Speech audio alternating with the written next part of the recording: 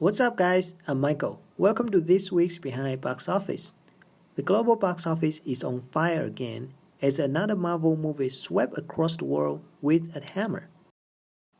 This past weekend, Thor: Love and Thunder dominated the chart with a gigantic $302 million, the third biggest worldwide opening of the year, only trailing Doctor Strange in the Multiverse of Madness and Jurassic World Dominion. With an already score of 68%, Thor: Love and Thunder has a decent chance of catching up with its predecessor Thor Ragnarok at $854 million globally, but might struggle to reach the billion-dollar mark, just like Doctor Strange settling at around $950 million after 2 months in release. It might sound a little underwhelming here, but you know what's the biggest difference between the last two Thor movies? China. Back in 2017, Ragnarok scored a huge $112 million in China alone, accounting for 1/7 of its global gross. But this time it seems the domestic and other overseas markets will have to make up the China loss for Love and Thunder. The same also happens to the Doctor Strange franchise. The first Doctor Strange grossed $110 million in China 6 years ago and landed at $676 million globally. But in 2022, thanks to a strong domestic run and booming overseas markets, Doctor Strange in the Multiverse of Madness even surpassed the first entry by nearly $300 million without China. It's quite an achievement for Marvel to pull off, since China was once the most important overseas market for Marvel pre-pandemic. At the early stage of Marvel's cinematic universe, the Chinese share of its global box office was only in low single digit, in line with a growing influence of the Marvel brand. In 2013, Iron Man 3 became the first MCU movie to gross over $100 million in China, with its share also exceeding 10% for the first time. Since then, except for Guardians of the Galaxy and Thor: The Dark World, the remaining 14 MCU movies all shot over $100 million there, as Marvel expanded into an omnipresent brand among moviegoers, with the Chinese share constantly reaching 15 or even 20%. Want to have a grasp of how big China was for Marvel during that time? Just look at the Avengers franchise. When the first Avengers came out in 2012, it grossed $86 million in China, barely surpassing the United Kingdom to become its biggest overseas market for the first time. 7 years later, Avengers Endgame broke almost all Hollywood records in China, collecting an unimaginable $629 million, or equivalent to the next 8 biggest overseas markets combined. Actually, it's only a quarter smaller than the domestic haul, marking the first and by far the only occasion in history when a Hollywood movie grossed more than $400 million outside of North America. No wonder Marvel threw an extravagant ceremony to launch the release of Avengers Endgame in China, with almost the entire cast and creators present to showcase Marvel's emphasis on the market. The trick is, the climax is also the end. Since 2021, all MCU movies, among many other Hollywood blockbusters, have been banned outright in China. Once a lucrative overseas market that helped launch many blockbusters into the billion-dollar club, Hollywood now finds it much more difficult to ship their movies into China than in the old days. And that's particularly bad news for Marvel.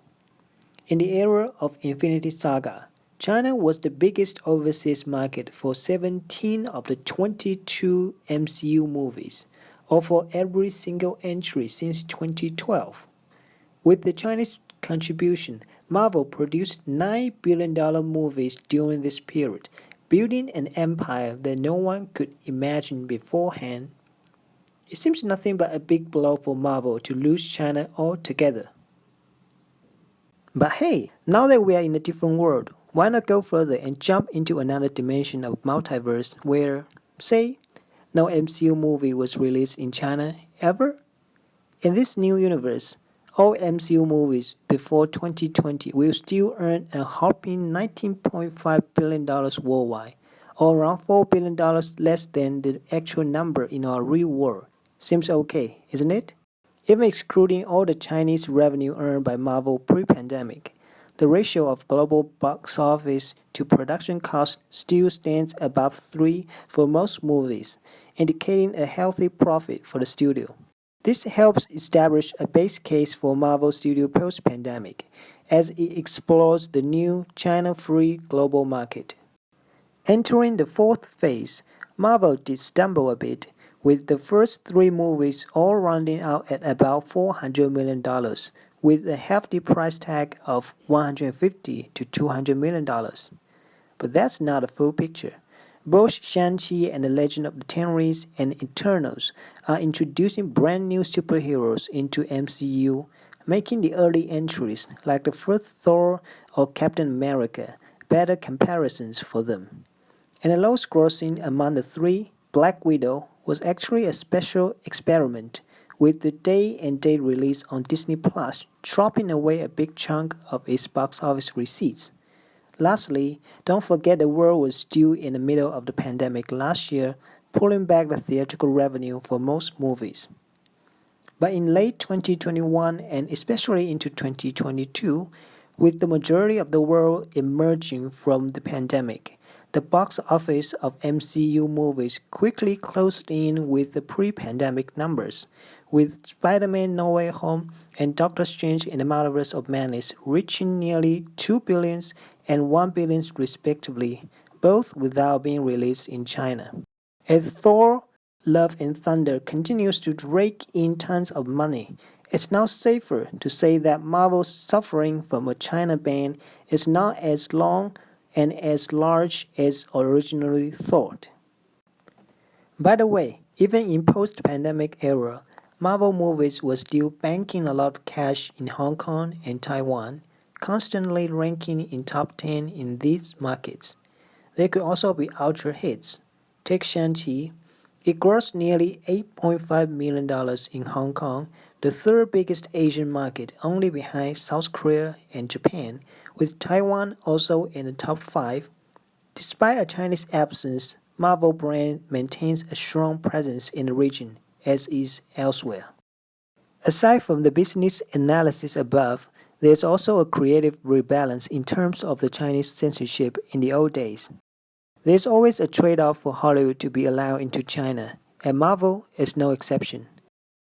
Everybody knows the controversy surrounding whitewashing of the Asian one in Doctor Strange. Well, Marvel did change the original character, who in the comic book is an Asian man, into a white female played by Tilda Swinton. But that's not even the biggest change of the movie. They have never explicitly spoken of the origin of the story, Tibet, because of, they wanted to sell the movie in China, where no reasonable discussion about Tibet is allowed. In that sense, Marvel decided to obfuscate the entire background of where Doctor Strange received his training, and in the process changed the character of the Asian one. So, before a more obvious cast whitewashing, it's a creative compromise made by Marvel to cater to the Chinese censorship. The result? They successfully made it into the Chinese market, as Doctor Strange made over $100 million there.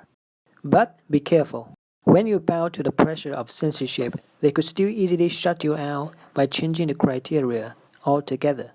Take Shang-Chi and the Legend of Ten Rings. Undeniably the most Chinese-oriented Marvel movie ever, was denied an entry last year. You've got to appreciate the effort Marvel put in to modernize the story of Shang-Chi, not only smoothing the character of his father, Wen Wu, technically based on the Mandarin and Fu Manchu, but doing away the toxic yellow peril stereotypes, and casting the widely admired Tony Leung to play him, but also creating a beautiful Oriental paradise with the most authentic Chinese dragon I've ever seen on the big screen. A side note, the Mandarin spoken by Shang-Chi is from northern China, not Taiwan or elsewhere, probably because Simu Liu is from Harbin, a north city in China. That's why I was shocked when I first heard tons of lines in Mandarin pouring in the beginning and throughout the movie, which will probably caused resentment in other Asian countries for being too Chinese. But all the work went in vain. There was never an official notice from the censors for why the movie was banned, as is the case for every other movie. And the rumors circulated within the Great Firewall pointed to this string of numbers. Excuse me? The whole movie was banned simply because these four digits? Which, by the way, could only be noticed by slow playing a pirate version of the movie. However absurd it might sound, Shang-Chi got blacked out in China, despite Marvel's relentless effort to adapt the movie in hope of pleasing the Chinese censors. Not just Shang-Chi. Since the start of the fourth phase, from Black Widow to Thor Love and Thunder, all Marvel movies were banned in China without any official explanation. It seems now, whether a Chinese character or story is associated or not, Hollywood movies carry a higher risk of getting banned in China. So why bother? Even there could be a short-term business loss, but Hollywood earned back its creative freedom, which shouldn't be compromised whatsoever. By the way, Spider-Man No Way Home and Top Gun Maverick has proved that Hollywood blockbusters could still succeed in reaching billion-dollar mark even without China or Russia. The lesson from these two movies is that word of mouth is key to propel the domestic box office to at least $500 million in order to make up the loss from the absence of China and Russia. Hopefully, it will in turn encourage Hollywood studios to produce more high-quality movies, instead of crap ones aimed at making easy money in the old days. If you are interested in a further discussion on China's blanket ban and how it might reshape Hollywood, feel free to check out the previous video about Top Gun Maverick. The same applies to Marvel. After failing to sneak Shang-Chi into China, Marvel has learned a hard lesson on how it should balance its business consideration and creative freedom. Now, freed of Chinese cash and, more importantly, censors, Marvel is more inclined to make better movies, not only to recoup the loss of Chinese revenue, but also to meet fans' hope to excel in this new post-pandemic era when we need big screen entertainment more than ever. Okay, this is today's Behind Box Office. If you have any thought or topic that you're interested in, feel free to write in the comments. And if you like this video, please share and subscribe. See you next time.